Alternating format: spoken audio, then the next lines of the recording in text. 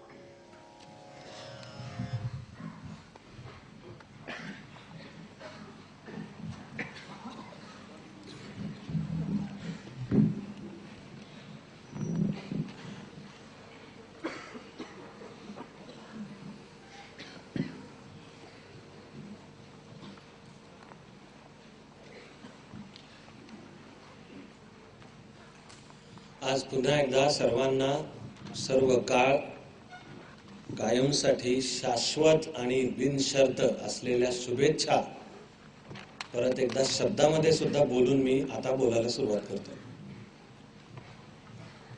मला असं विचार करायला आवडतं स्वतःशी की विशेषतः IAS मधनं सोडल्यापासून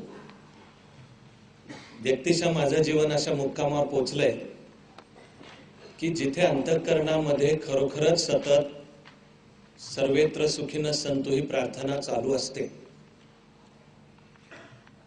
माझ्या वाक्याचा अर्थ माझा माणूसपणा संपला असं नाहीये. जे काय माणसामध्ये दोष असतील ते सगळे आहेत, तुमच्यामध्ये नसतील असे सुद्धा आहेत. आणि तपश्चर्या कोणत्या रस्त्यावर आहे आणि मनामधला शुद्ध भाव सतत त्या तंबोऱ्याच्या सुरात काय सांगतो ही मला खात्री आहे की मी राजीनामा 96 साली देण्यापूर्वी थोडा काळ मी या मुक्कामावर पोहोचलो. सर्वत्र सुखीनः सन्तु किंवा केवळ भौतिक ऐहिक पातळीच्या ज्या असतील आशा आकांक्षा त्या जवळजवळ संपल्या. प्रॅक्टिकली माझं घर, बंगला, हार फुलगुच्छ, कीर्ती, प्रसिद्धी न मागता मिळालं, दिलं देवानी. पण जेव्हा आता अंतःकरणात प्रार्थना सर्वत्र सुखीनः सन्तु त्यातला जो विलक्षण आनंद आहे, एकतर IAS सोडण्याचं सुद्धा बळ या प्रार्थनेतून येतं. आणि गेली 14-15 अधिक असतील ती वर्ष जे बऱ्यापेक्षा वाईट जास्ती, चढापेक्षा उतार जास्ती, यशापेक्षा अपयश जास्ती, आशेपेक्षा निराशा जास्ती, हे सगळ्यामध्येही क्रिएटिव्ह निर्मितीक्षम आपलं काम चालू ठेवायचं हे बळ कुठून येतं याचं उत्तर सर्वत्र सुखीनः सन्तु या प्रार्थनेतून येतं. त्यामुळे माझं कर्ता कर्म क्रियापद आणि व्याकरणात सुद्धा बदल आहे. जाणीवपूर्वक आता मी कधीही शुभेच्छा देतो हे शब्द नाही वापरत. जाणीवपूर्वक मी आता वापरतो ते शब्द आहेत शुभेच्छा व्यक्त करतो. आणि हा नुसता शब्दांचा खेळ नाही की शुभेच्छा देतो आणि व्यक्त करतो. देतो मध्ये नातं आलं कोणतरी देणारा आणि कोणतरी घेणारा. व्यक्त करतो चा अर्थ आला शुभेच्छा कायम आहेतच. भेटलो तरी आहेत, नाही भेटलो तरी आहेत. चाणक्य मंडल परिवारात आलात तरी शुभेच्छा तर आहेतच. नाही आलात म्हणजे शुभेच्छा नाही बदललेल्या. फक्त येतो समोर, भेटतो म्हणून शुभेच्छा व्यक्त करण्याची मला असलेली संधी. म्हणजे खरोखर मी ही मालिका सुद्धा तुमच्याशी बोलताना ज्यांनी सुरुवात केली, it is my pleasure to express best wishes. आणि नुसता प्लेजर नाही, it's my honour also to express best wishes. मी ज्या गोष्टीचा नितांत आनंदी आहे, मी ईश्वराचा आभारी आहे की आता खरोखर जीवनच या मुक्कामावर पोहोचलंय की मुळात सर्वत्र सुखीनः सन्तु. इतकंच नाही तर खरं म्हणजे कुठलीही औपचारिक पदवी आपण चाणक्यात देत नाही, देऊ शकत नाही, आत्ता तरी नाही. उद्या आपल्याला एक मुक्त विद्यापीठ व्हायचंय, त्यावेळेला जे शिक्षणाच्या संकल्पना हव्यात आलेल्या आपल्याला त्या आणू, ती गोष्ट वेगळी. ते डिजिटल विद्यापीठ, ते नवं टेक्नॉलॉजी वापरून कम्प्युटरवर सुद्धा उपलब्ध आहे आणि सॅटेलाइट द्वारा सुद्धा करू, सगळं करू, करके राहिंगे. कारण आता माझी श्रद्धा आहे की आपल्याच्यानी ते जमेल असे ईश्वराचे आशीर्वाद आहेत. पण आज तरी इथे येणाऱ्यांना कुठली फॉर्मल डिग्री नाहीये, कुठली फॉर्मल डिग्री की ज्याला बाहेर मान्यता आणि ती असल्याशिवाय तुम्हाला आयुष्यातल्या पुढच्या संधी मिळणार नाही. त्यामुळे आवडो किंवा न आवडो जाऊन ह्याच कॉलेजमध्ये याच ठिकाणी ती घेतलीच पाहिजे. चाणक्यात ज्याला यायचं त्याला आपल्या पायानीच यावं लागतं. कुठेतरी मनामध्ये ते असल्याशिवाय ती पावलं वळणार नाहीत. मला आनंद होतो की एवढी पावलं वळतात, ह्याच्याहून जास्ती वळतात. विलक्षण एक सद्भाव. आणि उलट आपण म्हणणार की यायचं तर वेळेत यायचं, वेळेपूर्वी 5 मिनिटं यायचं, हाती एकदा विषय घेतला तर तो करायचा तर उत्तमच करायचा. आपण शिस्तीचा आग्रह धरणार, उत्साहाचा आग्रह धरणार. आपण हे असं आलं की प्रॉस्पेक्टस वाचलं पाहिजे, मग त्याची माझ्याबरोबर चर्चा झाली पाहिजे, मग टेस्ट झाली पाहिजे. टेस्टमध्ये पहिल्यांदा देत असाल तर 60% म्हणजे 90 उत्तरं बरोबर आली पाहिजे. ती नाही आली तर ती टेस्ट दुसऱ्यांदा द्यावी लागेल, पण मग दुसऱ्यांदा 80% म्हणजे 120 उत्तरं बरोबर आली पाहिजे. त्यानंतर नवा विजयपथ वाचा. त्यानंतर अनुपस्थित राहायचं असेल तर पूर्वपरवानगी घेतली पाहिजे. सारखा कोणी उशिरा येताना आढळला किंवा सारखा अनुपस्थित राहतो आणि कारण देत नाही, विचारत नाही, थापा मारतो, खोटं बोलतो, काढून टाकलं जाईल. म्हणून काळाबरोबरच्या अनुभवाबरोबर आपण सूत्र पण हे ठरलं की हे नुसतं शब्दात सांगून केवळ नाही मागत, तर 1.5 आता 2000 सिन्सिरिटी डिपॉझिट नावाची संकल्पना आणली की हे सिक्युरिटी डिपॉझिट नाहीये, हे सिन्सिरिटी डिपॉझिट आहे. म्हणजे हे ठेवायचे, कोर्स नीट करा. आणि मी आनंदाने अभिमानाने सांगत आलो की एखाद्या विद्यार्थ्याने शुल्क भरलंय का नाही ह्याची आपल्याला फारशी नाही काळजी वाटत, मला नाही वाटत. आणि ऐन प्रॉस्पेक्टस मध्ये जे छापतात, किती आपण वेडे असलो पाहिजेत आणि आपण तुकारामाचे वंशज होत आत्ताचे धंद्याच्या बाबतीत, बिझनेसच्या बाबतीत, की प्रॉस्पेक्टस मध्ये छापलेलं आहे, वचन आहे समाजाला खुलेपणाने की केवळ फी भरता येत नाही म्हणजे आर्थिक क्षमता नाही म्हणून कुणालाही चाणक्यात कधीही प्रवेश नाकारला जाणार नाही, इतकं स्पष्ट. आणि माझ्या म्हणण्याचा अर्थ आहे की एवढ्या सगळ्या तरी सुद्धा चाणक्यमध्ये आपण एवढ्या प्रमाणात असतो, त्यातले 99.99% मनापासून असतात असा मलाही विश्वास आहे. माझं मन भरून येतं. आपण म्हणतो हे आपण उभं करायला निघालो ते काम भारताच्या राष्ट्रीय जीवनाच्या सर्व क्षेत्रांच्या मध्ये आपल्या उत्तमता आणि प्रतिभेचा ठसा उमटवून या मातृभूमीचं चित्र बदलायला जे काम करतील अशी तरुण पिढी उभी राहावी म्हणून. आणि त्यानुसार आपल्या शुद्ध बुद्धीने जे चालतं ते आपण तर उभं तर केलंच. तेव्हा विद्यार्थ्यांबद्दल मनात विलक्षण प्रेम वाटायला, जिव्हाळा वाटायला आता तर मला प्रयत्न सुद्धा लागत नाही. म्हणजे मला वाटतं की जीवन आणखी एका महत्वाच्या मुक्कामावर पोहोचलं. म्हणजे नॉर्मल प्रतिक्रिया तास चालू आहेत किंवा नाहीत, अन्यत्र बसलोय केलोय, तर हे खरंच घर आहे, हे मंदिर आहे. इथे आपण सगळे एका विचाराने, एका ध्येयाने, एक प्रतिभा संपन्न जीवनाची साधना करायला जमतो. माझं मन भरून येतं. तरी आपण असतो आणि एवढे म्हणतो. मग अर्थातच आहे की हे समजून उमजून यायचंय, चाणक्य आंधळेपणाने नाही यायचंय. म्हणून आहेत ती सूत्र. आता डिझाईनचा हा भाग आहे की सर्व कोर्सेसचा पहिला तास माझ्या बरोबर होतो. त्याला सर्वांची ओळख, ती पण कशी करा, ती करताना असलेली मजा, असं सगळं आलं.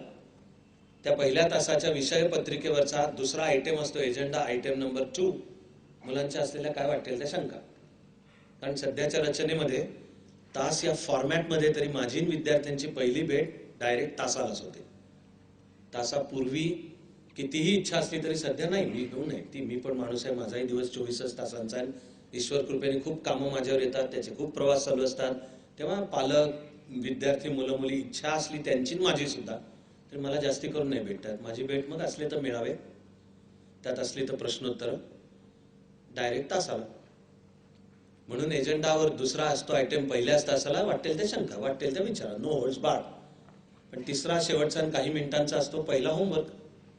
आता सर्वांना पाठ आहेत माझे शब्द, first and most important homework. Prospectus काळजीपूर्वक वाचा. त्यातले शब्द, वाक्य, संकल्पना, सूत्र, तत्व काही मला समजलं नाही समजलं, मोकळेपणाने पुढच्या माझ्या तासाला विचारायच्यात, खुलेपणाने विचारायच्यात, चॅलेंज करा, नो प्रॉब्लेम. ते डिझाईन करत करत नवा विजयपथ, हे होताना उपासना, प्रार्थनेचा सराव, आणि मग टेस्ट झाल्यानंतर आता अधिष्ठान दिवस.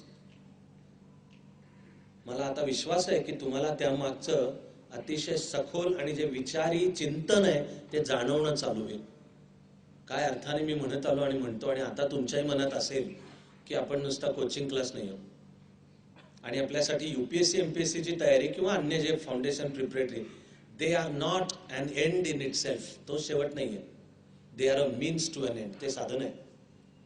साध्य स्वतःला ओळखून क्षेत्र निवडणे, निवडलेल्या क्षेत्रात उत्तम आणि प्रतिभावंत असणे, त्यातल्या ज्यांना यूपीएससी एमपीएससी द्यायचं आहे तर मग स्वच्छ आणि कार्यक्षम अधिकारी असणे. त्याला आपला शब्द एक कार्यकर्ता अधिकारी. मी भारत देशाचा कार्यकर्ता आहे. मला महिन्याच्या 1 तारखेला मिळणार आहे पगार, त्याच्या टीए सगळ्यांचे. ते पंचशील. मी कायम सांगतो, आता नवा विजयपथ मध्ये सुद्धा आहे की तुम्ही नको म्हणलात तरी 5 पहिल्या 4 मिळणारच आहेत. चांगला पगार मिळणार आहे. कष्टाच्या प्रामाणिक कमाईवर एक उच्च मध्यमवर्गीय आयुष्य जगता येईल इतका चांगला पैसा मिळणार आहे. सुरक्षितता मिळणार आहे तुम्हाला. उद्या तुमचं जे विवाह झाल्यावर पती पत्नी, मुलं बाळ, आई वडील, डिपेंडंट फॅमिली असेल तर सासू सासरे सकट सुरक्षितता आहे. समाजामध्ये स्टेटस आहे आणि हातात सत्ता आहे. नको म्हणलात तरी ह्या 4 गोष्टी मिळणार आहेत. आपलं कौशल्य 5व्यात आहे.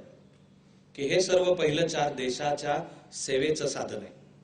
आणि तो देश म्हणजे जे आपण आपल्या अधिष्ठान दिवसाच्या शब्दांमध्ये काळजीपूर्वक शब्द म्हणतो, देश म्हणजे लोक, आणि लोक म्हणजे सर्व लोक. काळा का गोरा, उंच का बुटका, हिंदू का मुस्लिम का ख्रिश्चन, त्यात भारताला असलेला सर्वात मोठा शाप म्हणजे जातीभेद. तर मग त्या हिंदूमध्ये सवर्ण का दलित, माझा बिरादरीवाला का, नथिंग डुईंग, नथिंग डुईंग. सर्व देश, आपली निष्ठा ते लोक. तिला जो आकार दिलेला आहे आधुनिक काळातला, तो भारताच्या राज्यघटनेत आहे. हे घेऊन या लोकांमधनच मला महिन्याच्या 1 तारखेचा पगार मिळतो, तो नाशिकच्या छापखान्यातनं नाही मिळत. याचं भान ठेवून समोर आलेला प्रत्येक नागरिक हा सेवक आहे. मी सेवक आहे, तो मालक आहे. तर जीवन धन्य होणार आहे.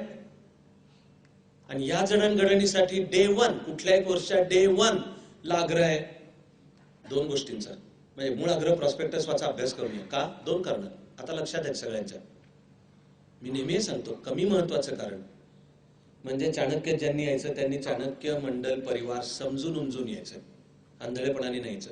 चाणक्यात आलात, चांगली गोष्ट आहे, आनंद आहे, स्वागत आहे, शुभेच्छा आहेत. नाही आलात तरी शुभेच्छा आहेत. तर आल्यावर तर काय, आपोआप त्या शुभेच्छा स्क्वेअर, शुभेच्छा क्यूब, शुभेच्छा रेज टू एन मिळणारच आहेत. पण आलो ना, येणं सुद्धा आंधळेपणाने नको आहे. आपण कुठे आलो, ते का मंदिर आहे, ते का घर आहे, इथे काय करायची तळमळ आहे, ते समजून उमजून आणि शक्यतो टू अ लार्ज एक्सटेंट पटून आपण इथे असलो पाहिजे. मलाच याचं भान आहे की कोणाही 2 व्यक्तींचं कधीही जीवनातल्या सर्व गोष्टींवर 100% नसतं पटत. No problem. काही माणसं त्यांनी लगेच वेगळी नाही होत, शत्रू तर त्याहून नाहीत होत. स्वतंत्र विचार महत्वाचा आहे. पण मी चाणक्य मंडल परिवार समजून घ्यायचा प्रयत्न केलाय आणि मेन स्ट्रीम मुख्यतः डॉमिनेटली येस, की येस, मला राष्ट्रीय चारित्र्याचा व्यावसायिक तज्ञ व्हायचं आहे. I want to be professional with national character. म्हणजे मी त्याचा अर्थ समजावून घेतलाय. खरोखर आरशासमोर उभं राहून स्वतःला विचारलंय की ही चाणक्य मंडल संघटना म्हणते आहे की संघटनेचं ध्येय आहे to develop professionals with national character. माझं आहे का? मला व्हायचं हे उत्तर हो असेल तर इथे असण्यात अर्थ आहे. पण आधी समजावून घेतलं पाहिजे. ही संघटना म्हणते आहे to develop youth with global consciousness and competence, की आपल्या बुद्धीच्या आणि नंतर कर्तृत्वाच्या आवाक्यामध्ये उभं विश्व आलं पाहिजे, अशी युवा पिढी तयार व्हावी, असं ह्या संघटनेची तळमळ आहे. पण माझी आहे का? मला तिथे जायचंय, माझी आहे का? तेव्हा चाणक्य मंडल परिवार समजावून उमजून यायचं ते कशासाठी? कमी महत्वाचं कारण चाणक्य मंडल समजलं पाहिजे. आई वडील म्हणाले म्हणून आलो हे नको आहे. कोणतरी काका काकू मामा मामी मावशी नको, भाऊ बहीण नको, पूर्वी कोणतरी कोर्स केला तो म्हणला म्हणून नको, अरे हे चांगलं आहे म्हणून जा बरं का, म्हणून आलो की काय त्याच्यात वाचायचं, यायचंच आहे मला म्हणून नको. आणि जे ईश्वर कृपेने मला भान आहे, शक्यतो ज्या जमेल त्या नम्रतेने म्हणणं माझं काम आहे. पण मला याचं नीट भान आहे की चाणक्यात येणारे अनेक जण कुठेतरी धर्माधिकारीला ऐकलेलं असतं, पाहिलेलं असतं, काहीतरी मनामध्ये प्रेम आदर जिव्हाळा किंवा शब्द पटले, विचार पटला, माझ्या तोंडाने सांगणं म्हणून मी माझं काम समजतो की अविनाश धर्माधिकारी म्हणतो म्हणून सुद्धा चाणक्यात येऊ नका. विचार कळलेत म्हणून या, ध्येय कळलेत म्हणून या. तिच्या लार्जली आम्ही त्याच्याशी आयडेंटिफाय करतो. कुठेतरी कानामात्र वेलांटीत फरक असेल, कोणी एखादा जडवादी असेल त्याला चाणक्यात जागा आहे का नाही? आहे ना. कोणी मार्क्सवादी असेल त्याला आहे का? बिलकुल आहे जागा. काही इथे या भिंतींना, कारण जो विचार मुळातला म्हणतो तो मला श्रद्धा आहे की तो इतका व्यापक आहे. पण कमी महत्वाचं कारण यायचं ते चाणक्य मंडल, यायचं आणि टिकायचं. म्हणजे इथे येणे and our conscious decision to continue here हा has to be the consequence of our understanding. पण मी पहिल्याच तासाला जे दुसरं जास्ती महत्वाचं सूत्र सांगतो की नुसतं चाणक्य नाही, प्रॉस्पेक्टस नाही, जीवनात जे करायचंय ते समजण्याचा आग्रह धरा. Insist on understanding. इथूनच सुरुवात आहे कोर्सेसची. याच मुद्द्यापाशी आंधळेपणाने एकही गोष्ट जीवनात करू नका. आपल्यातले बहुसंख्य जण उद्या अधिकारी होणार आहेत, झाले पाहिजेत. बहुसंख्य जण अधिकारी होण्यासाठी आलेले आहेत. आता ते शासनातले अधिकारी किंवा अन्य कुठले अधिकारी किंवा आपल्या निवडलेल्या क्षेत्रात उत्तमता आणि प्रतिभा गाठणारे, सर्वत्र आपल्याला प्रभावी व्हायला हे फार महत्वाचं सूत्र आहे. ते मी पहिल्या दिवशीच्या तासाला सांगतो. Insist on understanding. Always insist on understanding. आंधळेपणाने सहाय्य करू नका. या सप्ताहात काही हालचाल नाही, ठोकली सही किंवा KWPC काय घेणे देणे आहे, जाऊ दे ना आपल्याला, नको आहे ना म्हणूनची आहेत सूत्र. माझं येतं मन भरून की एवढं असून आहोत, आपण वाढतो. खरोखर सांगतोय की भारताचं भवितव्य इथे बसलेलं. भारताचं भवितव्य थेऊरच्या पार्ट्यांमध्ये नाही घडत, किंवा सिंहगडच्या पायथ्याशी ज्या ड्रग आणि रेव पार्टीच्या होतात त्या नाहीत घडत. जे तरुण आहेत म्हणून ज्वालामुखीच आहेत, बावळट आहेत म्हणून नाही, लेचेपेच आहेत म्हणून नाहीत, उत्साही आहेत. पण जेव्हा ठरवतात की आम्ही इथली सर्व शिस्त पाळतो, उत्साहाने पाळतो, ती इथून आलं म्हणून ठरवतात, ते बळ आहे. मग त्या भवितव्याला आकार इथून येतो, आपल्यामधून येतो. उद्या आपणच होणार. माझं मन ज्यांनी भरून येतं खरोखर. आजपासूनच्या आता 10, 15, 20, 25 वर्षांनंतर हे चित्र असणार आहे की अनेक राज्यांच्या विविध खात्यांचे सर्वोच्च प्रमुख इथे चाणक्यातनं तयार झालेले असणार आहेत. आणि महाराष्ट्रामध्ये तर ऑलरेडी चित्र आहे 14-15 वर्षाच्या कामानंतर की जाल तो जिल्हा किंवा जाल तो विभाग, कुठेतरी तुम्हाला चाणक्यातला मुलगा मुलगी, युवक युवती भेटणारच आहे. आणि त्यातले मेजॉरिटी काम चांगलंच करतात. गडीतला आंबाई नाचतो तसा कधीतरी माझ्या कानावर येतं काहीतरी, शेवटी ते येणारच आहे, ते कुठं जात नाही. आज महाराष्ट्र शासनातले किंवा जे असेल, मी जेव्हा कामं केली तीच माणसं आता अतिवरिष्ठ पदांना पण आहेत. त्यांना मी हाती घेतलेल्या कामाबद्दलचा जिव्हाळा आहे, तो येतोच कुठून तरी. आणि माझे सुदैवाने राज्यभर, आता देशभर आणि आता खरं म्हणजे जगभर सुदैवाने इतके प्रवास चालू आहेत की माणसं ठिकठिकाणी भेटतातच. आणि कोणतरी कुठून तरी फोन करून अमुक एखादं काम चांगलं झालं, तो बोलायला जातो की साहेब आपला मी आभारी आहे. तो समोरचा म्हणतो की आभारी कशाचे आहेत, मी माझं कर्तव्य केलं. मग म्हणतो की असे अधिकारी भेटत नाहीत. तो पलीकडे बसलेला सांगतो की आम्ही करणे चाणक्यात शिकलो, घरात पण शिकला, आईवडिलांचे पण आहेत ते संस्कार, ज्या शाळा कॉलेजेसमध्ये असाल ते पण आहेत, असं कुठे एकाच नाहीये. पण टोक येणं त्याला जे खरोखर मन भरून येणारी आहे. त्यामुळे इथे असायचं ते समजून उमजून म्हणून आहे. त्यानंतर आता अधिष्ठान, ते आंधळेपणाने नाहीये. ते मुलांना सगळे उभे राहा, मी सांगतो ते शब्द पाठोपाठ म्हणा, बसा आणि बाहेर पडल्यापासूनच्या 3 मिनिटात विसरून जा. आणि उद्या तुम्हाला कोणी आज अधिष्ठान आणि आता विवेकानंद जयंतीच्या आसपास आणि आपल्या अभ्यास महोत्सवामध्ये संकल्प, कोणी तुम्हाला म्हणायला येणार नाही का नरड पकडायला की तू ते शब्द बोललास आज कसा वागतोयस. ते आपल्यापाशी आहेत. म्हणजे जी उत्तरदायित्वाची संकल्पना, ज्याच्यावर आपण या अधिष्ठान मालेमधल्या एका भागातल्या एक वेळ दिला, आन्सरेबल, अकाउंटेबल. माणूस 2 प्रकार आहे. एक बाह्य जगाला आहे अकाउंटेबल. त्या बाह्य जगामध्ये आईवडील पण येतात, गुरुजन पण येतात, शिक्षण संस्था वगैरे येतात, शासकीय अधिकारी झाल्यानंतर समाज येतो. पण जी सर्वात महत्वाची अकाउंटेबिलिटी, उत्तरदायित्व आहे, ही आपली स्वतःशी असलेली उत्तरदायित्वाची जाणीव आहे की मी उरलेल्या दुनियेला फसवू शकतो, मला नाही फसवू शकत. तेव्हा गुरुदेव तुम्ही सांगितलं कबुतराला मार, मी नाही मारू शकलो कारण तुम्ही म्हणालेला आहात की जिथे तुला कोणी बघत नाही तर मला कोणी बघत नाही अशी जागा नाही, कारण मी तर बघत असतोच ना मला स्वतःला. ही जोपासना आहे त्या उत्तरदायित्वाच्या भावनेची, आन्सरेबिलिटी, अकाउंटेबिलिटी. खरं म्हणजे म्हणून कधी कधी वरकरणी वाटायला वाटतील हे छोट्या छोट्या गोष्टी आहेत. वेळ पाळा, 6 म्हणजे 5:55, यायचं ते वही पेन घेऊन या.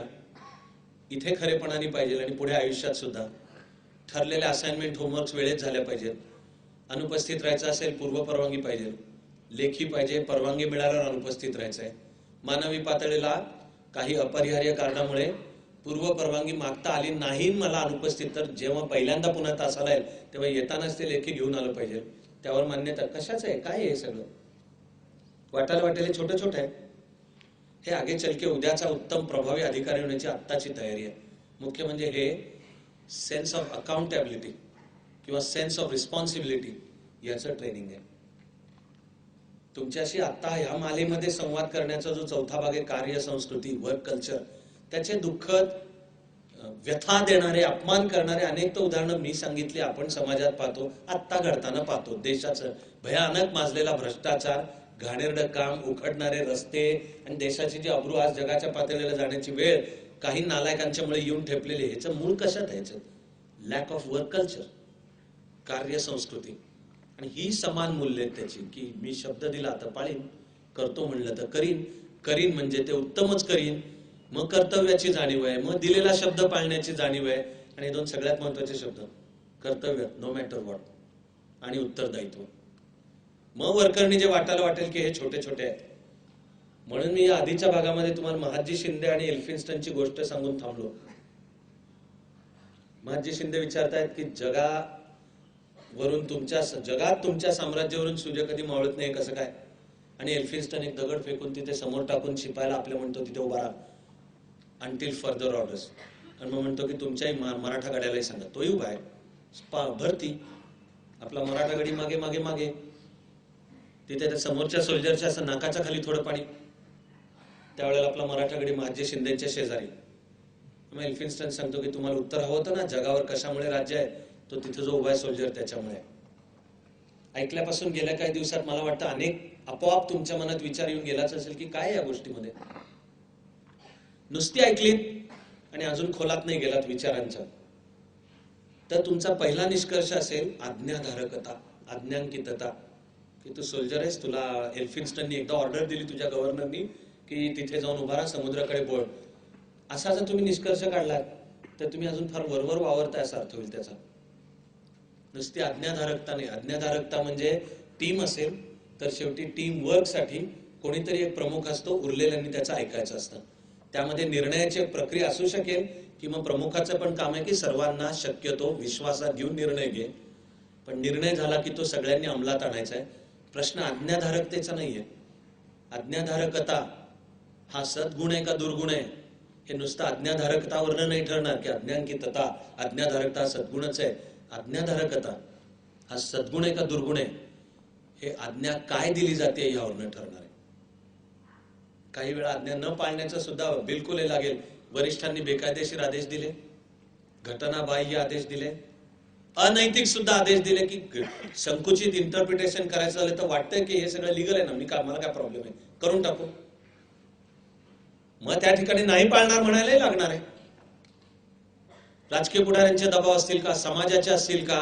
अनेकदा स्पाऊस म्हणजे शासकीय कामामध्ये पत्नी किंवा कदाचित पती हो त्याच्या घरामध्ये कलर टीव्ही आला, 42 इंचाला LCD आला, आपलं जळलं मिळलं लक्षण सगळं, म्हणून हे जाऊन पैसे खाताय, गैरप्रकार करताय, जातीपाती पाळताय. हे जे आव्हान देण्याचं आहे हे स्वतंत्र बुद्धीतूनच येतं. म्हणून आज्ञांकितता नुसता सद्गुण नाही, आज्ञा काय आहे त्यावर आहे. तेव्हा तो जो सोल्जर एल्फिन्स्टन म्हणतोय त्याच्यामुळे जगावर आमचं साम्राज्य आहे ते नुसत्या आज्ञांकिततेमुळे नाहीये. त्या सोल्जरचं वागणं प्रोफेशनल आहे, प्रोफेशनल आहे. त्यांनी कमिटमेंट एकदा शब्द दिलाय तो पाळतोय. त्या छोट्याच्या गोष्टीतल्या त्या सोल्जरच्या वागण्यामध्ये आहे कर्तव्यनिष्ठा आहे. त्याच्या त्या वागण्यामध्ये उत्तरदायित्वाची जाणीव की मी आलो ना, मी एकदा ह्याच्यात मला कोणी हत्तीवरनं साखर वाटून आलो होतं का तुझ्या वाचून, ब्रिटिश साम्राज्य आणि ईस्ट इंडिया कंपनी आणली बाबा रे, हे साखर घे आणि जॉईन हो सोल्जर म्हणून. कारण ते एल्फिन्स्टनच्या इथं उभं राहायला कोणतरी पाहिजे. त्यांनी स्वतंत्र बुद्धीने केला निर्णय. आला ना, जॉईन केला ना, म्हणजे तू एक शब्द दिलास की आता मी उत्तमच करीन तर ते उत्तमच करीन, हे माझं कर्तव्य स्वीकारल्यानं दुनिया इधर की उधर हो जाय मी ती पाळणार आहे. हे सगळं त्या एका छोट्या गोष्टीतल्या त्या सोल्जर. मला वाटतं की एल्फिन्स्टनच्या मनात ते असावं, बाकी इतिहासात पुरावे सापडतात असं नाही, पण वरकरणी छोट्या वाट्याला गोष्टींच्या मध्ये फार प्रचंड मोठा अर्थ असतो. म्हणून आहेत या छोट्या छोट्या. आमच्या सुदैवाने आम्हाला लहानपणी एक गोष्ट पाठ्यपुस्तकांमध्ये होती, हल्ली नाही, आणि ते मला तुमचं थोडं दुर्दैव वाटतं. एका साम्राज्यामध्ये, एक राज्यामध्ये एक भयानक ज्याची दहशत आहे असा दरोडेखोर असतोय. काचकावून उंच तगडा, लोकांनी त्याची वर्णनं पाहिलेली, असे हातामध्ये फरशी जुना काळ आहे, कुऱ्हाड हातामधली, आणि त्याची टीम महाकष्टाने राजाचे सैनिक कधीतरी त्याला पकडतात आणि ठरतं की आता त्याला फासावर द्यायचं. मग फायनली राजा सुद्धा सांगतो की असे नुसते फासावर दिलं असं नको करायला, पण त्याची लोकांच्या मनात इतकी भयानक दहशत आहे की याला आपण ऐन राजधानीच्या गावी मध्यवर्ती जी टेकडे तिच्यावर वेगळा वधस्तंभ उभा करून फासावर लटकवू, आणि नुसता सुद्धा नाही तर हातापायामध्ये साखळदंड काढण्या असा त्याला रस्त्याने फटके मारत मुख्य रस्त्यावरनं घेऊन जाऊ, मिरवणूक, लोकांना सांगू त्याला फासावर लटकवायला या रस्त्याने घेऊन जाणार आहे. हजारो लोक रस्त्याच्या दोन्ही बाजूने जमा होऊ द्यात, आणि कोण त्याच्यावर थुंकतंय, कोण दगडी मारतंय, कोण अंडी टोमॅटो सडकी किंवा शेजारच्या घरचे घेऊन मारताय, चपला पण मारताय जुन्या असल्या तर, पण त्याला सोसू देत हे सगळं की तू लोकांना किती त्रास दिला सगळ्याचे. मग लोकांची जी सायकोलॉजिकल फॅक्टर आहे की मनावर बसलेली भीती ती दूर होईल म्हणून ठरतं. ऍक्च्युली दरोडेखोराचं नाव आहे यशा, सगळे त्याला आईनी लहानपणी प्रेमाने ठेवलेलं नाव यशवंत आहे, पण पुढे दरोडेखोरच झाला, सगळेजण त्याला यशा नाव माहिती झालेलं, यशा, यशाची गोष्ट. त्याला फटके देत देतात, मध्ये वधस्तंभ. जुन्या काळपासूनची रूल झालेली पद्धत आहे ती म्हणजे फायनली त्याला फासावर लटकवण्यापूर्वी विचारायचं आहे तुझी शेवटची इच्छा काय. ह्याला विचारलं. तो म्हणाला, खाली गर्दीमध्ये माझी आई उभी आहे, तिला मला भेटायचं. तर ते फाशी देणारा जो जल्लाद उभा असेल त्याचं सुद्धा काळीज हल्लं लक्कन. आता फासावर जाणारा मुलगा, काय प्रसंग आहे की आईच्या वाट्याला आलं हे, की आई उभी आहे गर्दीमध्ये, आपल्या मुलाला फासावर लटकवून पाहिला, आणि एवढा क्रूर ज्याच्या नावे शेकडो खून आहेत, तो म्हणतो शेवटची इच्छा काय, तर तिथे गर्दीत मला आई दिसली, तिला मला एकदा भेटायचंय. म्हणून मग राजाचे शिपाई हातात काढण्या घातलेल्या पण त्याला घेऊन जातात गर्दीत आईपर्यंत, खाली उतरून सगळं. हा आईपाशी जातो, तिच्या कानात काहीतरी सांगितल्यासारखं दाखवून कानाचा कडकडून चावा घेतो तिच्या, इतका घेतो की कान तुटतो तिचा. माईक टायसन हा जो बॉक्सर होता, त्यांनी एका हेवीवेट चॅम्पियनशिपच्या फायनल म्हणजे त्यांनी ज्याच्याशी बॉक्सिंग करत होतं त्याच्या कानाचा चावा घेतला आणि तुटलाच कानाचा एक भाग तुटूनच पडला असेल.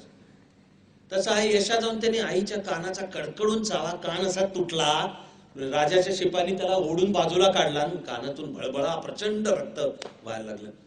क्षणार्धामध्ये वातावरण बदललं. जे आधी राजाच्या शिपायांना वाटत होतं की हा फासावर जाताना आईला भेटू म्हणतोय, त्यांनी काळी झालेलं होतं, आता ते रागावलेच ते सुद्धा. त्यांनी आईची त्या घ्यायची ती काळजी घेतली, नेला फोडून काढला, आणि फोडून काढत काढत परत नेला वधस्तंभावर. परत फासावर जाण्यापूर्वी त्याला शेवटचं विचारलंच की हे तू काय केलंस, हे तू काय केलंस. तो म्हणाला की मला वडीलच नव्हते, मला वडील आठवत नाहीत, मला माझं सर्वस्व म्हणजे आई. लहानपणापासून मला वडीलच नव्हते, आईनी सांभाळलं. लहान वयामध्ये माझं सर्व विश्व म्हणजे आई. आई कष्ट करत होती, आईनी शाळेत घातलेलं होतं. एक दिवशी शाळेतून येताना माझ्या दप्तरामध्ये एक कंपास पेटी होती, कोणाची तरी कंपास पेटी सापडली. आईने ती पाहिली, काढून पटकन बाजूला घेतली, मला पोटाशी धरलं, प्रेमाने केसातनं हात फिरवले आणि मला सांगितलं की उद्या कोणी शाळेमध्ये विचारलं तर सांगू नको बरं का. तो म्हणाला, माझ्या मनात हे बसलं की माझं सर्वस्व आई ज्यामुळे खुश होते ते म्हणजे चांगलं. माझ्या हे बसलं की आज आपल्या दप्तरात आज चुकून सापडली, उद्यापासून मी घेऊन यायला लागलो. त्यामुळे कोणाची पेन्सिल चोर, कोणाचं पेन चोर, कोणाच्या दप्तरातलं आणखीन, मग उद्या 2 वह्या चोर, करत करत दप्तरच चोर, आणखीन काय शाळेमधलं जे सापडेल ते आलं की दरवेळी आई घेऊन ठेवायची, बाजूला ठेवायची, तोंड बंद. त्या दिवशी कधीतरी मला मग बिस्किट मिळणार, गोळ्या मिळणार, चॉकलेट मिळणार, चल तुला खंडोबाच्या यात्रेला घेऊन जाते म्हणणार, त्या यात्रेमध्ये तुला चकारीमध्ये बसवते म्हणणार. करत करत चोरीला लागलो. त्या चोऱ्या माऱ्यांच्या मध्ये कोणतरी अचानक आला, सापडायची वेळ आली, सापडलो तर तुरुंगात, म्हणून माझ्या हातनं ते कुऱ्हाड फिरवली गेली, त्याच्यात पहिला मेला तो चुकून मेला होता. पण आता एकदा मेला, एक आपल्यातनं एक मर्डर झालं, एक झाला काय 10 झाले काय. मग म्हणला अक्कल दरोडेखोर बनलो. मला जर आईनी पहिल्यांदा माझ्या दप्तरामध्ये जेव्हा पहिली कंपास बॉक्स आली तेव्हा जर आईनी सांगितलं असतं कानाखाली फटकावून की हे कुठून आली तुझ्या ह्याच्यात, तुझ्या दप्तरात कशी आली, ही आपली नाही, आणि जा घेऊन जा, ज्याची आहे त्याला नेऊन परत दे, तर तो म्हणाला मी या वाटेवर गेलो नसतो. यशाची गोष्ट. मी ईश्वराचा आभारी की मला सुद्धा लहानपणापासून मग वेगळं, माझे वडील सरकारी कर्मचारीच होते, फार मोठे अधिकारी नव्हते, पण रविवारच्या दिवशी कामावर जायचे, काम असलं तर कामावर जायचे. शब्दामध्ये व्याख्यानात नाही शिकलेलो, पण मोठं झाल्यानंतर मागे वळून पाहताना कळलं की अरे आपल्या वडिलांनी कधी आज माझी सुट्टी आहे, शनिवारच आहे, रविवारच आहे, आज मी कशाबद्दल कामावर जाऊ टाईपचं केलेलं नाहीये. ते मला कधी घेऊन जायचे सेंट्रल बिल्डिंग मध्ये, आणि मी विसरलेलो नाही मी अगदी लहान असतानाचा प्रसंग की वडील टायपिंग करत बसले होते ऑफिसमध्ये, रविवार मला नेलेलं, वडील टायपिंग, मी लहान मुलगा, मुळात उचापत्याच, त्यामुळे कुठं स्वस्थ बसवत आहे, त्यामुळे काहीतरी तिथे 2 जे सरकारी कागद खाके होते ते घेतले, काहीतरी बहुधा चित्र काढणे, मला नाही माहिती मी काय घेतले. मी अजून ते कागद घेतोय तर वडिलांनी माझ्याकडे बघितलं, म्हणलं अविनाश ते ठेवून दे, असं कडक सुरू, अविनाश ते ठेवून दे, झटकन काहीतरी झटका बसला, शॉक बसल्याचं, तुम्ही ठेवून दे रे ते कागद. वडील म्हणाले की ते कागद आपले नाही आहेत, सरकारी आहेत, तुला चित्रबित्र काढायचं असलं घरनं घेऊन ये, आपले घेऊन ये. बसतं पक्क मनात. वरकरणी त्यावेळी वाटायला वाटतं की ही गोष्ट छोटी, ती नसते छोटी. सरकारी संपत्तीचा अपहार करायचा नाही, गैरप्रकार आहे, भ्रष्टाचार आहे, तो करायचा नाही. आपण आपल्या कामाला चाणक्याचं नाव दिले, चाणक्याच्या 1 ग्रेट गोष्टी आहेत. आजच्या संदर्भाकरता ही वरकरणी परत वाटायला छोटी सांगतोय.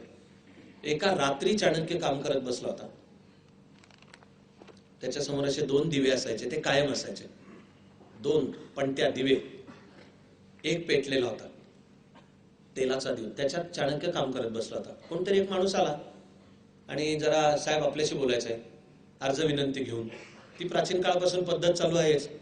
पण असा एक माणूस आला की 2 शब्द आपल्याशी बोलायचे. माझी एक अडचण आहे.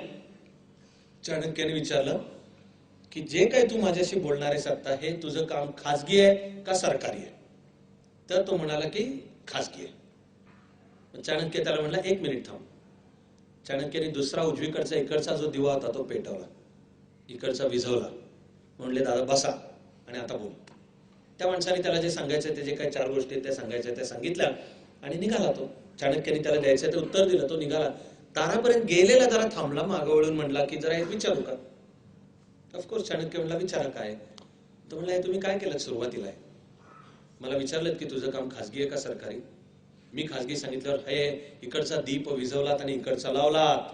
चाणक्याने सांगितलं की हा डावीकडचा जो आहे तो सरकारी दिवा आहे, त्यातलं तेल आणि त्यातली वात सरकारी आहे.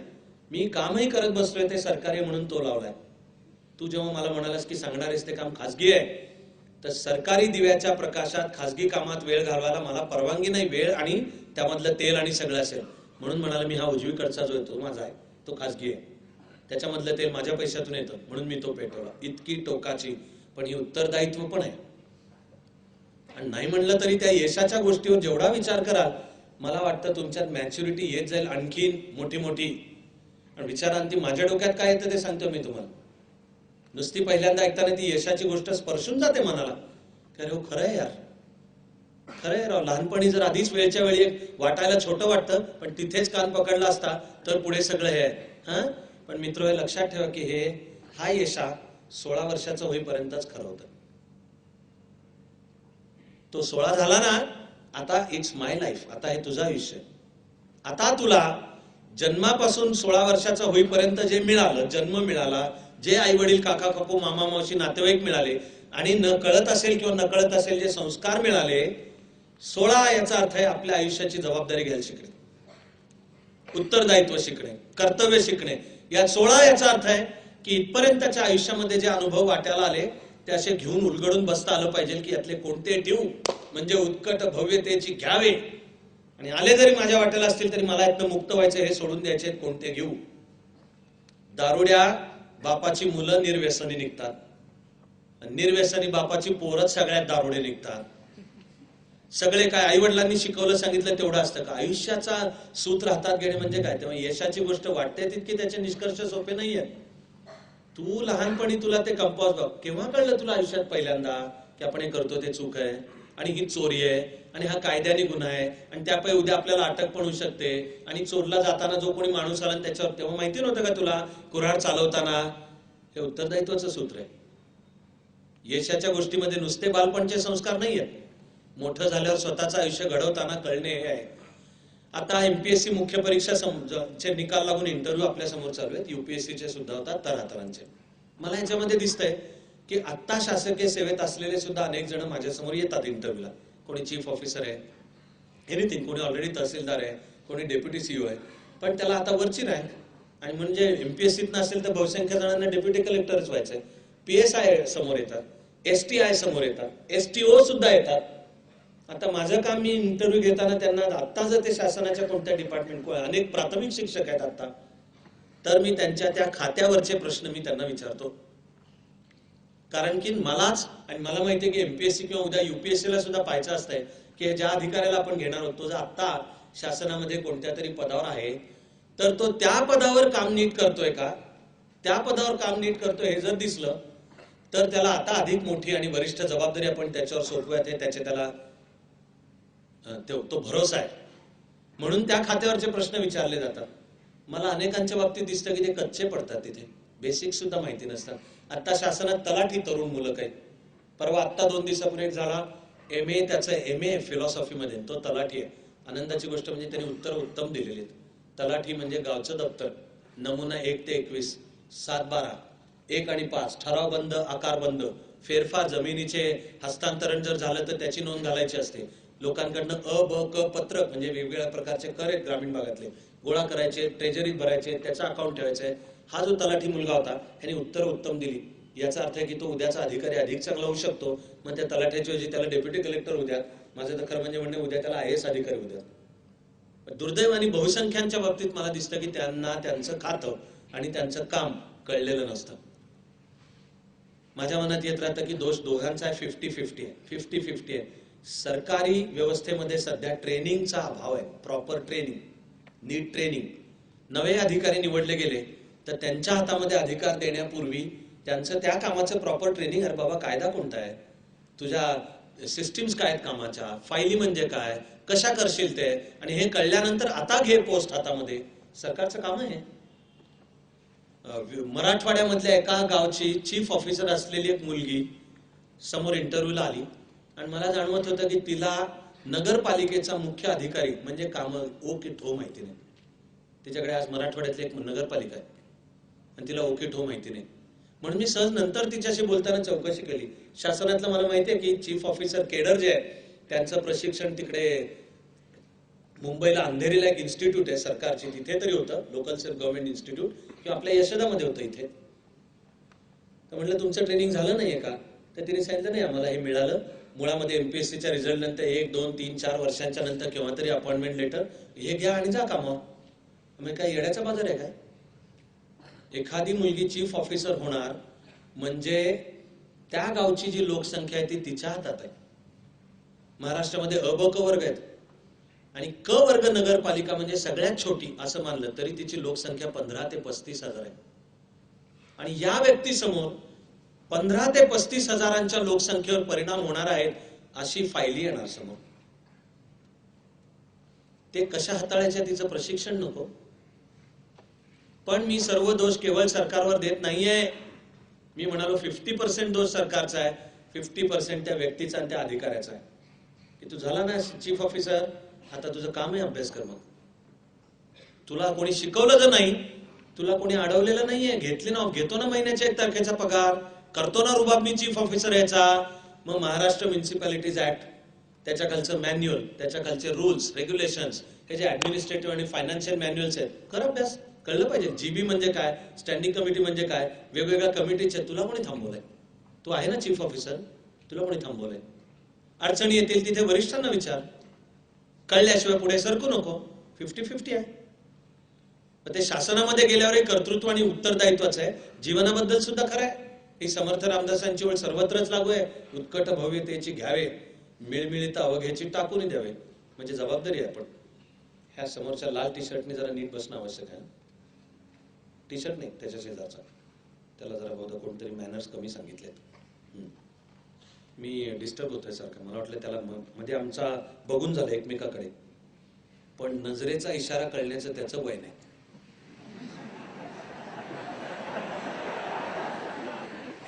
किंवा अर्थात माझा कळावा असा तो कलम 377 मधला नसल्यामुळे थोड्या वेळात त्याला होतं नाही लक्षात त्याला विचारायचं.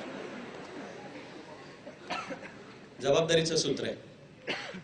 आणि चाणक्यमध्ये जे आपण अंगी बाणवायचा प्रयत्न करूयात सुरुवातीपासून, ते असं नुसतं वरकरणी वाटायला त्या एवढ्या नाही आहेत फालतूतल्या, त्या वाटायला छोट्या वाटतात. हे असं आयुष्य हातात घेऊन स्वतःला घडवता येणे, यासाठी आपण म्हणणार की छोट्या मोठ्या तासाला प्रश्न विचारले पाहिजेत इत्यादी पासूनच्या सगळ्या. तो विचार समजावून घेऊन आपण चाणक्य मंडलमध्ये असायचं आहे. त्यामुळे खरोखर ते नावात चाणक्यच कान, मंडलच कान, परिवारच का, त्या नुसत्या नावामध्ये. त्यामुळे हे स्वप्न आहे भारताच्या एकात्मतेचं, भारताच्या विकासाचं, कायद्यानुसारचं राज्य, कायद्याचं सर्वांना समान रक्षण आणि कायद्यासमोर सर्व समान, ही सूत्र चाणक्याच्या अर्थशास्त्रात आहेत. आपण ती विसरलो. जातीपाती पक्क्या झाल्या, विषमता आली, भिंती उभ्या राहिल्या, स्त्रीचं समाजातलं समतापूर्ण स्थान ढासळलं, म्हणून शत्रूच्या आक्रमणांना बळी गेलो. त्या चाणक्यामध्ये देशासाठी सर्व काही, स्वतःसाठी काही नाही, या सूत्राचं ते मूर्तिरूप आहे. नुसतं व्यक्ती महत्वाचं नाहीये. मंडल की वर्तुळ आहे, एक समान काम करायचंय, समान ध्येयाने करायचंय आणि ते माणसातली समता लक्षात ठेवून करायचंय. परिवार या श्रद्धेने काम करतो की खरंच घरात, म्हणून लोगो लक्षपूर्वक त्यामध्ये एक स्त्री एक पुरुष, ती समता आहे. आणि हातामध्ये एकाच्या राजदंड आणि एकाच्या लेखणी. तो राजदंड हे तत्व, सूत्र, मग राज्यघटना, कायदे सगळ्याचं सिंबल. लेखणी हे विद्या, व्यासंग, ज्ञान याचं सिंबल. आणि आता जे काम आपण हाती घेतलेलं आहे, तर त्यामध्ये आता तलवारीने किंवा गननी लढायचं नाहीये. उद्या तसंही करायची वेळ आली तर आलं पाहिजे, पण आता आपलं शस्त्रच लेखणी आहे, फाईलवर दिलेली ऑर्डर. पण त्यांनी हे भान असतं आणि पाहिजे की यांनी किती लोकांचे त्यामुळे कल्याण होणार आहे. ठरवलेली 2 ध्येय वाक्य ज्याचा दिला प्रॉस्पेक्टस मध्ये नीट खुलासा. राष्ट्रीय चारित्र्याचे व्यावसायिक तज्ज्ञ तयार व्हावेत. आज देशामध्ये द्वैत दिसतं. राष्ट्रीय चारित्र्य म्हणजे हा देश माझा आहे, लोक माझे आहेत, सगळे माझे आहेत, माझ्या परीने मी त्याकरता काम केलं पाहिजे, याला मी म्हणतोय राष्ट्रीय चारित्र्य. खूप वेगवेगळ्या विचारधारा संघटनांची परिभाषा त्यांची वेगळी आहे. माझा असा दावा आहे की ती सगळी मला समजते आणि माझं काय त्याच्याबद्दल आक्षेप तर अर्थातच नाही.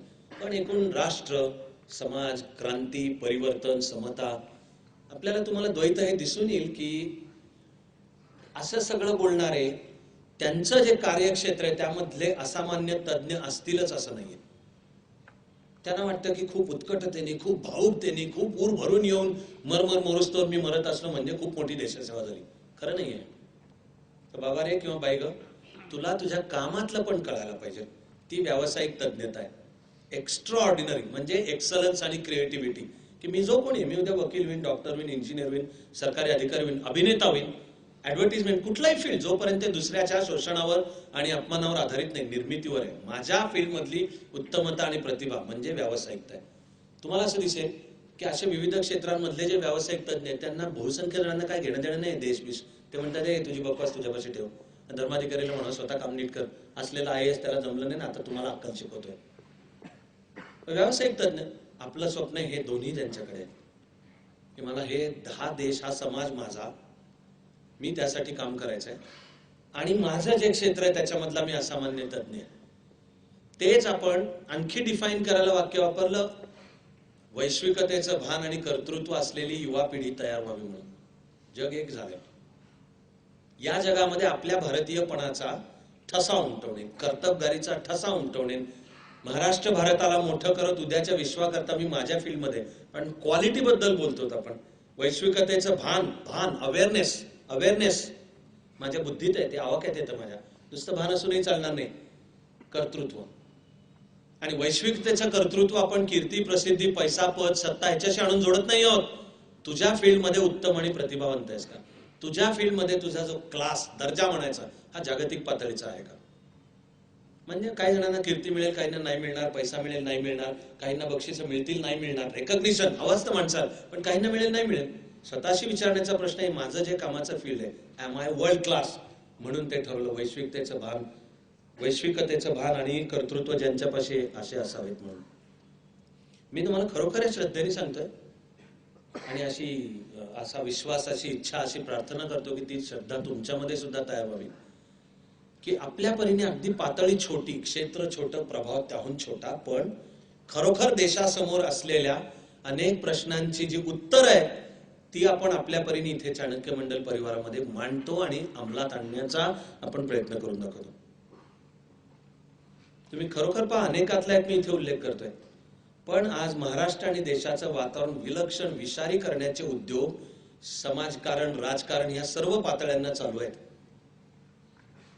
ज्या सामाजिक वातावरणामध्ये मी लहानाचा मोठा झालो, देशभक्तीची स्वप्न पडली आणि आपल्या परीने कामाला लागलो, तो काळ असा होता की जेव्हा 4 चौघामध्ये एखाद्या माणसाला त्याची जात विचारणं असभ्यपणाचं समजलं जायचं. निदान महाराष्ट्रातलं हे वातावरण होतं. पहिल्यांदा माझे जेव्हा देशभर प्रवास चालू झाले त्यावेळेला उत्तर प्रदेश, बिहारमध्ये कधी कुठे गेलो तर फाटकन पहिल्याच भेटीत समोरचा माणूस विचारायचा, नाव ऐकल्यावर, कौन जात? आणि मला धक्का बसायचा की अरे यांना हे मूर्ख आहेत काय, निर्लज्ज आहेत काय? निर्लज्ज, बिलकुल बिंदास फटकटपणे विचारतायत कौन जात, आणि मला जात नाही. मी भारतीय पण आहे, माणूस पण आहे ना, हिंदू पण आहे, म्हणजे जात नाही. म्हणजे मराठीमध्ये रूढ झालेली आहे, जात नाही ती जात. आणि आम्ही स्वातंत्र्यानंतर ती विसरणे आणि एक समतापूर्ण समाज निर्माण करणे हे राहिलं बाजूला, पुन्हा एकदा जातीपातींच्या भिंती पक्क्या करणे, आणि तो असेल तो ज्याच्या दुकानदाराचा स्वार्थ असेल, कदाचित निवडणुकांचा स्वार्थ असेल, पण सगळी वाटचाल सगळी विषाने भरलेली तिकडेच, याला फळं चांगली नाहीत लागणार आहे. काही पर्याय आहेत का त्याला? तेवढा विश्वासाने म्हणतोय, छोटं रूप असेल आपण करतो तो पर्याय. त्या प्रचंड मोठ्या मुद्द्यातल्या एकाच सूत्राबद्दल म्हणतोय, राखीव जागांचं धोरण. विषय स्वतःहून मोठा आहे, आपल्या अभ्यासात म्हणून सविस्तर कधीही बोलीन, पण माझ्या परीने मी महाराष्ट्राला, देशाला सांगत आलो की खरं तर शाहू महाराजांनी जे मूळ चालू केलं ते देशाने प्रामाणिकपणे अंमलात आणायला हवं होतं, तर आज देशाचं चित्र वेगळं दिसलं असतं. त्या 26 जून 1902च्या आदेशातच शाहू महाराजांनी म्हणलंय की ही राखीव जागेची तरतूद सेवेतल्या प्रवेशाच्या ठिकाणी आहे, पदोन्नती गुणवत्तेवर राहील. पण याहून मोठी शाहू महाराजांनी घालून दिलेला आदर्श तेव्हाही होता, तो म्हणजे ते नुसते राखीव जागा देऊन नाही थांबले. समाजाच्या ज्या वंचित आणि शोषित घटकासाठी राखीव जागा द्यायच्या आहेत, शाहू महाराजांना कळलं होतं की त्या नुसत्या राखीव जागा ठेवून नाही चालणार आहेत, की तुझ्या मेडिकल तुला 40% देतो मेडिकलला प्रवेश, तुला 35% इंजिनिअरिंगला देतो, आणि तू बेकार काम केलेलं असलंस तरी तुला कोल्हापूर संस्थांमध्ये पद पण देतो आणि पदोन्नत्या पण देत राहतो. शाहू महाराजांना हे समजलेलं होतं की चांगला आहार, वसतिगृहांची व्यवस्था, शिकवायची चांगली व्यवस्था म्हणजे गुणवत्तेची जोपासनाही केली पाहिजे. राखीव जागा आणि गुणवत्ता या एकमेकाला पर्यायी गोष्ट नाहीये.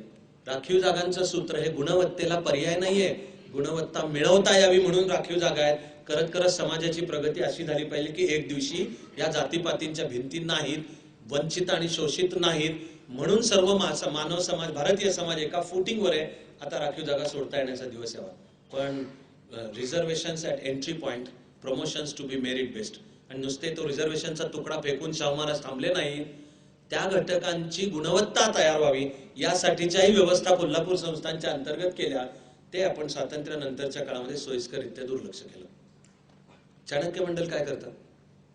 इथे जातीपातींना नाही जागा, जातीपाती धर्मभेद सगळ्यांनाही नाही जागा. कशाला जागा आहे मग? आर्थिक स्थिती. जो येऊन प्रामाणिकपणे म्हणेल की मला हा कोर्स करायचा आहे पण हे तुमचं शुल्क मला परवडत नाही, नो क्वेश्चन्स आस्क्ड, विश्वासावर पण ठेवलंय. 4 गोष्टी वाटल्यास विचारू, किंवा आत्ता वेळ नसेल तर अशांची भेटीची, काउन्सिलिंगची एक वेळ ठरते. सिस्टीम बसवलेली आहे, पण आपण आडनावानं नाही ठरवत, जातीपातीवरनं नाही ठरवत. आणि चाणक्य मंडलमध्ये आल्यानंतर परफॉर्मन्स आणि ज्या टेस्ट झाल्या तर त्याच्यामध्ये तो काय ओपन कॅटेगरीचे वेगळे मार्क, ओबीसी संवर्गाचे वेगळे मार्क, SC ST वेगळे, आणखी ते नोमॅडिक ट्राईब्स आणि डिनोटिफाईड ट्राईब्स, नथिंग डुईंग नथिंग. इथे आलो सगळे समान, सगळ्यांना एक टेस्ट, सगळ्यांना एकच गुणवत्ता, आणि ती मिळवायची. मला या गोष्टीचा आनंद नाही, अभिमान पण आहे की चाणक्य मंडलची पहिली अधिकृत IAS जी झाली ती दलित समाजातली आहे. अत्यंत गरीब घरात लहानाची मोठी झाली, पण स्वतःच्या गुणवत्तेवर खुल्या संवर्गामध्ये ती झाली, याचा मला अभिमान आहे. आज प्राजक्ता लोहंगरे 2-3 वर्षांपूर्वी सज्जन सिंग चव्हाण संपूर्ण भारतात 29वा. सज्जन सिंग पारधी समाजातला आहे. गेल्या वर्षी बालाजी मंजुळे असाच 39-40 वगैरे आला. A to Z सगळा तो चाणक्यचा विद्यार्थी वडार समाजातला आहे, करमाळा जिल्ह्यात तालुक्यातला. आई वडील दगडफोडे मजूर आहेत. गेल्या वर्षी आपला नाशिकचा जो मुलगा डॉक्टर आहे संजय, त्याचे वडील नाशिकमध्ये आम्हाला आहेत. आपल्या परीने जमणारं समाज परिवर्तनाचंच एक आपण सूत्र सुद्धा मांडतो. गुणवत्ता मिळवण्यासाठीच्या आवश्यक त्या सर्व सवलती दिल्या जाव्यात, पण गुणवत्ता ह्या मुद्द्यावर तडजोड नाही पाहिजे. हे उद्याच्या भारताच्या उज्ज्वल भवितव्याची पायाभरणी आहे. आपल्या पायाने येतात, मला या गोष्टीचा अभिमान आहे. मध्ये एका नियतकालिकाने जोरजोरात एक कव्हर स्टोरी केली होती. आपल्याकडे वर्षानुवर्ष मीडिया आपल्या बाजूचा नाही, किंबहुना विरुद्धच आहे. दुर्दैवाने पुण्यात आणखी जास्ती विरुद्ध आहे. चाणक्याच्या मुलांनी मिळवलेले यश पुण्यातला मीडिया नीट मांडतच नाही, दुसऱ्यांचंच मांडतो. अनिष्ट आहेत त्याच्या सगळ्यात. आपल्यावरची ईश्वर कृपा म्हणजे कोण? हे आपण बसलेलो हा ईश्वर, म्हणून आपण जगतो, वाढतो, आणि आता निघालो भारतातलं सर्वोत्कृष्ट केंद्र उभं करायला, युवकांच्या विकासाचं. ज्या युवकांच्या विकासात आपला फोकस स्पर्धा परीक्षांच्या द्वारा आपण करायला निघालो, पण त्यामध्ये हे यश मांडलं जात नाही. आणि तरी सर्व जाती पाती धर्मपंथांचे येतात, प्रदेशांमधले सुद्धा येतात. एका नियतकालिकाने काही काळापूर्वी जोरजोरात एक कव्हर स्टोरी केली होती. ती म्हणजे मुंबईची जी हज कमिटी आहे, या हज कमिटीनी मुस्लिम मुलामुलींच्यासाठी स्पर्धा परीक्षा मार्गदर्शनाचे वर्ग चालू केले, म्हणून जोरजोरात टॉमटॉम करत दिलं होतं. मला या गोष्टीचा अभिमान आहे की त्यांच्याकडे काय असतील याच्यापेक्षा जास्ती मुस्लिम मुलं मुली आपल्या इथे सुद्धा येतात, प्रेमाने येतात. सर्व एकवत, सर्व एका भारत मातेचे लेकरं यांनी येतात. उद्या त्यातून अधिकारी सुद्धा होतात, आणि आता जात आहेत तिथे ते कामं पण उत्तम करतात. मीडियाने याला दिली नाही प्रसिद्धी, ते पाप त्यांचं आहे. आणि टॉमटॉम करत जोरजोरात दिली ती. ऍक्च्युली मला उलट प्रश्न विचारायचा आहे की विशिष्ट जातीच्या एखाद्या संघटनेने त्याच विशिष्ट जातीच्या मुलामुलींच्यासाठीच ही जातीयता नाही का? हाच जातीयता नाही का? ती नाही जातीयता का? सगळा देश आमचा नाहीये? हज कमिटीने नको म्हणाला की संबंध काय हिंदू का मुस्लिम, सगळे आमच्यापर्यंत नाही. जेव्हा ते म्हणतात हज कमिटी फक्त मुस्लिम मुलांसाठी करणार, केंद्र सरकारच्या काही ठिकठिकाणी योजना आहेत दलित आदिवासी मुलं मुली आणि आता स्त्रियांसाठीच्या स्पर्धा परीक्षा तयारीला अनुदानांची एक स्कीम आहे. आज मला या गोष्टीचा आनंद आणि अभिमान आहे की अशीच केंद्र सरकारची आर्थिक मदत ज्या केंद्रांना आहे तिथे ज्या संख्येने दलित आदिवासी मुलं मुली त्यापेक्षा जास्ती चाणक्य देतात. सर्वजण एकत्र प्रेमाने येतात आणि खणखणीत गुणवत्ता मिळवून जे दाखवून देतात, हेच समाज परिवर्तनाची चळवळ आहे. आणि माझी श्रद्धा आहे की आपल्याला का जमतंय, आपण एका प्रामाणिक श्रद्धेने काम करतो, पण सर्वात अंतिमतः, सर्वात फंडामेंटल, सर्वात बेस म्हणजे नीट विचाराअंती जो आपण आपल्या कार्याचा बेस स्वीकारला तो म्हणजे अद्वैताचा विचार. ते अद्वैत म्हणजे विश्वाच्या एकात्मतेचा विचार आहे. हे सारं विश्व एकाच चैतन्यापासून घडलंय, तेच आपल्यात आहे. आणि आम्हाला कळणारी आपली भारतीय संस्कृती शिकवते की ते तुझ्यातलं चैतन्य ओळख, ती आहे स्वची ओळख, आणि जोपासना करून त्यात उत्तम आणि प्रतिभावंत हो. हे सूत्र कुठून येतं, हे सुद्धा फार मोठ्या परिवर्तनाचं सूत्र आपण सांगायचा प्रयत्न करतो समाजात, की बुद्धिमत्तेचा मक्ता कुणाही विशिष्ट जात पात धर्म पंथ प्रदेश भाषा लिंग यांना दिलेला नाही. की फक्त पुण्यातले म्हणजे बुद्धिमान आहेत, सदाशिव पेठेतले म्हणजे बुद्धिमान आहेत का, अलाहाबाद आणि लखनौ मधलेच बुद्धिमान आहेत का, दक्षिण भारतातले बुद्धिमान आहेत कारण ते भात जास्ती खातात, मग नाही त्यापेक्षा बंगाल मधले बुद्धिमान आहेत कारण ते नुसतेच भात नाही सोबत मासे पण खातात, वर भात आणि माशाच्या जेवणाला व्हेजिटेरियन जेवण म्हणतात, म्हणजे ते सॉलिड आहेत राव. कोणाला दिलाय का असा मगता? आपण आपल्याला कळलेल्या या भारतीय चिंतनातून सांगतो की ज्याचा मेंदू शाबूत आहे असा प्रत्येक माणूस बुद्धिमान आहेच, त्यात विषमता नाही.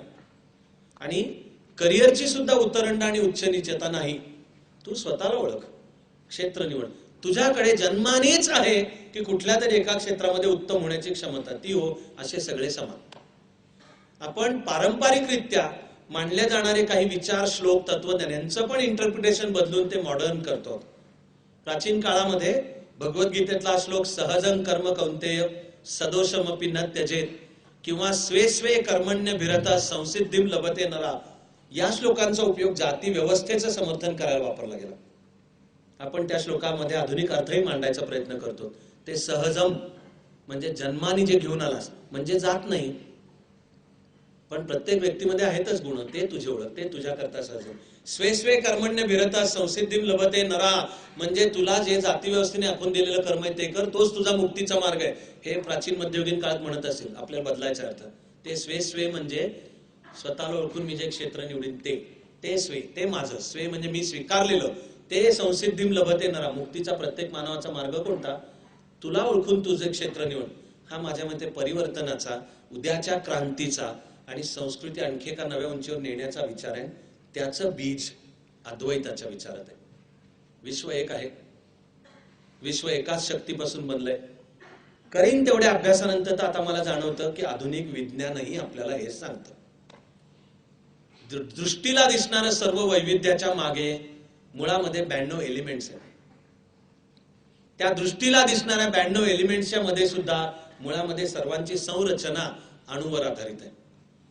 त्या अणुची रचना सुद्धा इलेक्ट्रॉन प्रोटॉन न्यूट्रॉन मधून आहे आणि काही सब ॲटॉमिक पार्टिकल. त्यांच्यामध्ये सुद्धा क्वार्क्स येतील का, ते काही अप डाऊन रेड ब्लू येतील का, त्यामध्ये स्ट्रिंग्स असतील का. आता फिजिक्स सुद्धा आपल्याला सांगतं की सारं विश्व एकाच चैतन्यापासून बनलेलं आहे. आता फिजिक्स सुद्धा आपल्याला हा अध्यात्माचा शब्द सांगतं की दृष्टीला दिसणारे जे विश्व आहे ते फक्त दृष्टीला दिसणारं नामरूपांचं जग आहे. फिजिक्सचा शब्द आहे the world of names and forms. नामरूपांचं जग आहे. सत्य त्या नामरूपांच्या पलीकडे आहे. ते सत्य आपण जाणून घेऊ शकतो. विज्ञान स्वीकारणारा, शास्त्रशुद्ध, विवेकनिष्ठ, रॅशनल अध्यात्म विचार आपल्याला अंतिमतः हेही सांगतो की जे सर्व विश्व घडवणारे एकच चैतन्य आहे ते तूच आहेस. तत्वमसी किंवा अहम ब्रह्मास्मी, प्रज्ञानम ब्रह्मा. पण ते नुसतं असून नाही भागत, ते जाणून घेतलं पाहिजेस. म्हणून पूर्ण मानव जन्माची संकल्पना समोर येते की मानव जन्म हे भाग्य आहे, कारण कॉन्शियस मनाने ही आपल्या आयुष्यामधली तपश्चर्या आपल्याला करता येते. तो जो स्वीकारलेला अद्वैताचा विचार हा सर्व जातीपाती धर्मपंथ सर्व मानवतेला कवेत घेतो. त्यामध्ये भिंतींच्या संकल्पना नाहीत, जातीच्या भिंती नाहीत, प्रदेशाच्या नाहीत, लिंगाच्या नाहीत, आणि केवळ माझाच काय तो धर्मश्रेष्ठ, तू माझ्याच मार्गाने चल तर तुला मुक्ती आणि मोक्ष किंवा जीवनातल्या आनंदाचं निदान लाभेल. मी सांगेन तो प्रेषित, मी सांगेन ते त्याचा धर्मग्रंथ, आणि मी सांगेन तीच त्याची धर्मसंस्था. हा असहिष्णुतेचा विचार आहे. आपली भारतीय सहिष्णुता ही मुळी या श्रद्धेतून जन्म घेते की मुळातलं सर्व विश्व एकाच चैतन्यापासून बनलंय. एवढंच नव्हे तर मानव जन्म मिळाला म्हणजे जाणीवपूर्वक उघड्या मनाने त्या चैतन्याकडे जाण्याची आपली वाटचाल चालू झाली तर बाबा रे, त्या वाटा खूप आहेत. तुझ्या स्वभावानुसार तुला जी वाट मनापासून मान्य आहे त्यांनी चल, कारण अंती आपली एकाच मुक्कामावर भेट होणार आहे. तो मुक्काम ईश्वर आहे, ते विश्वाचं सत्य आहे. पटलं तुम्हाला तर त्या सत्याला ईश्वर म्हणा किंवा नाही सुद्धा म्हणा, त्यांनी त्या सत्याच्या स्वरूपामध्ये फरक पडत नाही. आणि असं ईश्वर म्हणल्यानंतर तुम्हाला त्या ईश्वराला तुम्हाला पटतं त्या ज्या नावाने पुकारायचं त्यांनी पुकारा, तरी काही प्रॉब्लेम नाही. कोणाला राम म्हणायचं असेल, कोणाला कृष्ण म्हणायचं असेल, कोणाला अल्लाह म्हणायचं असेल, कोणाला गॉड म्हणायचं असेल, कोणाला म्हणायचं असेल नाहीच आहे ईश्वर, कोणाला म्हणायचं असेल कार्ल मार्क्स, नो प्रॉब्लेम. कारण विश्वाच्या एकात्मतेची जी जाणीव आहे त्याला मी अद्वैती जाणीव म्हणतो. ती फायनली आपल्याला शिकवते एकम सत विप्राहा बहुधा वदंती. सत्य एक आहे, तिकडे जाण्याचे रस्ते अनेक आहेत. आणि ज्याला ज्याची श्रद्धा, तुझा अंतःकरण त्या जी श्रद्धा पटेल त्या रस्त्याने चल. पण म्हणून हिंसाचार, रक्तपात, तुझी मान कापतो किंवा तुझं नाव बदल, माझ्या धर्मात ये कारण की मला अमुक अमुक बक्षीस या जगात किंवा नंतरच्या जगात मिळणार आहे, या सगळ्यामध्ये ते हिंसा आणि अनिष्टतेचं बीज आहे. भारतीय विचार उद्याच्या मानवाचं सुद्धा आशा स्थान आहे. पण आपण म्हणतो सुरुवात आपण आपल्यापासून करू. तो अद्वैताचा विचार दैनंदिन जीवनामध्ये योग, आसनं, सूर्यनमस्कार, प्राणायाम या भाषेत येतो. तो सर्वांना जोडणारा आहे, सर्व भिंती दूर करणारा आहे. ती श्रद्धा घेऊन आपण आपलं काम करतो. मला अनेकदा वाटत राहतं की सगळे चढ उतार राहून आपण टिकलो का, आणि आपल्यातल्या माझ्यातले मी इतक्या फ्रँकली सांगतोय की सगळं बोलत असताना माझे कधीही भान जात नाही की माझ्यामध्ये सुद्धा अनेक दोष आहेत. तरी का वाढत राहतो? कारण संकल्पाचं बळ आहे. ते संकल्पाचं बळ आहे. ते शक्ती एकट्या अविनाश धर्माधिकारीची नाही, 4 शब्दांची सुद्धा नाहीये. काय विचार श्रद्धेने स्वीकारला आणि त्यानुसार आपल्या परीने जमणारं काम करतो, ते त्या संकल्पाचं बळ आहे. आणि अधिष्ठान म्हणजे त्या संकल्पाचं अधिष्ठान आहे. ते अधिष्ठान, तिथून संकल्पाची वाटचाल आणि जीवनामध्ये आपल्याकडून घडणारी आज भारतभूमीची, उद्या मानवतेची सेवा. त्यासाठी सर्वांना असलेल्या शाश्वत शुभेच्छा, अनकंडिशनल शुभेच्छा, उद्या कधी भेटला नाही तरी असलेल्या शुभेच्छा, या आनंदाने पुन्हा एकदा उल्लेख करतो आणि सर्वांचा निरोप घेतो.